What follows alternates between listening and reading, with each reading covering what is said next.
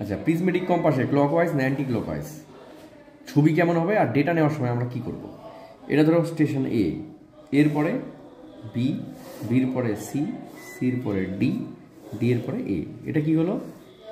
Clockwise direction, clockwise. আর anti ক্লকওয়াইজে কী হবে?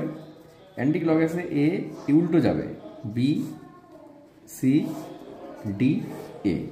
এটা হচ্ছে অ্যান্টি, ঘড়ির কাঁটার বিপরীতে অ্যান্টি ক্লকওয়াইজ। এবার রিডিং যখন নেব তখন কিন্তু ক্লকওয়াইজের ক্ষেত্রে আমরা কী করছি? ডান দিকে ঘুরিয়ে নিচ্ছি, ডান দিকে ঘুরিয়ে নেব আমরা সবগুলো রিডিং যখন নেব আমরা ডান দিক থেকেই নেব।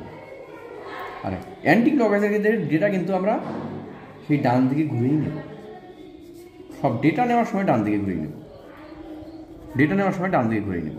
কিন্তু ছবিটা যখন হবে তখন হবে প্লটিংয়ের পরে বোঝা যাবে সেটা ক্লকওয়াইজ